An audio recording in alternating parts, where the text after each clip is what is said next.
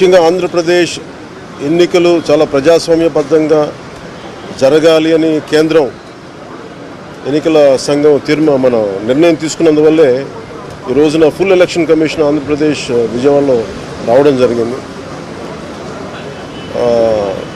చంద్రబాబు గారు తెలుగుదేశం పార్టీ నుంచి 3 సార్లు ముఖ్యమంత్రిగా పనిచేశారు, ప్రతిపక్ష నాయకులుగా ఉన్నారు.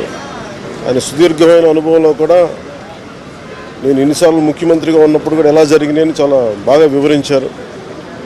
ఎంత ఫెయిర్ ఎలక్షన్ జరగడానికి ఆయన సాయశక్తులు ఎలా కృషి చేశారో చెప్పారు.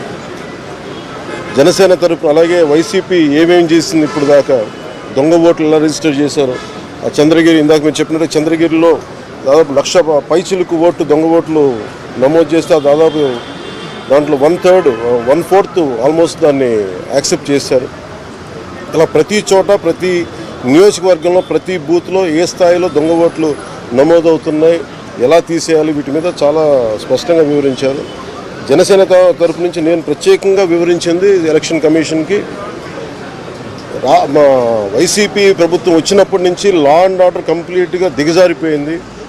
ఎవరైనా ప్రజాస్వామ్య హాని పొలిటికల్ పార్టీస్ కానీ వ్యక్తులు కానీ ప్రైవేట్ వ్యక్తులు కానీ వాళ్ళందరి మీద కేసులు ఎలా పడుతున్నాయి, కేసులు ఎలా చేస్తున్నాయి, ముఖ్యంగా బైండ్ ఓవర్ కేసులు ప్రత్యేకించి పొలిటికల్ పార్టీ టీడీపీ వారి మీద కానీ జనసేన కార్యకర్తల మీద కానీ ఇవన్నీ చాలా క్లియర్గా తెలియజెప్పడం జరిగింది వారికి.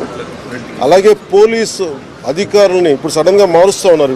లాస్ట్ 2 నెలలుగా మార్చేస్తూ ఉన్నారు. మళ్ళీ ఎన్నికలు సంఘం వచ్చేటప్పటికి మళ్ళీ వాళ్ళకి కావాల్సిన అధికారులను తిరిగి అక్కడ వేయించుకునేలాగా తీసుకొచ్చిన ప్రణాళికలు చేస్తాం, అది కూడా బలంగా తెలియజేస్తాం. అలాగే మహిళా కానిస్టేబుల్స్ ప్రత్యేకించి సంబంధం లేని చోట్ల వాళ్ళు దాదాపు 87 నియోజకవర్గాల్లో వాళ్ళు పెట్టారు. అది వాళ్ళు దూరం చేయమని ప్రత్యేకంగా ఆయన వివరించారు. నేను ఇంకోటి ప్రత్యేకించి నేను చెప్పింది ఏంటంటే వాలంటీర్స్ అనేది విలేజ్ సచివాలయం అనేది ప్రత్యేకించి అది యాంటీ కాన్స్టిట్యూషనల్ బాడీ. వాళ్ళని దయచేసి ఎన్నికల సమయంలో వాళ్ళని ఉపయోగించొద్దని చెప్పి ప్రత్యేకించి విన్నవించాం. అలాగే మేము కోరుకుంది ఏంటంటే మీరు కనుక సంపూర్ణంగా దీని వైపు చూడకపోతే, దీని పారదర్శకత కన్నా దీని ఎలక్షన్ చేయకపోతే ఇక్కడ ప్రజాస్వామ్యం కూని అయిపోద్ది, ఇక్కడ హింస ఎక్కువైపోద్ది. అలాగే గత స్థానిక ఎన్నికల్లో కూడా ఏ స్థాయిలో కనీసం ఒక దళిత యువకుడు లాంటి ఒక కనీసం నామినేషన్ వేసే పరిస్థితుల్లో కూడా లేదు, అందరినీ చేశారని చెప్పి ప్రత్యేకించి అది వివరించాం.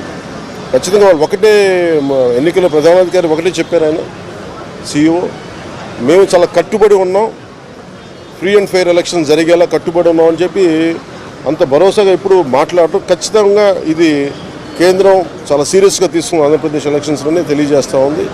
ఈసారి ఫ్రీ అండ్ ఫెయిర్ ఎలక్షన్స్ ఉంటాయి, ప్రభుత్వాలు మారుతాయి అనే నేను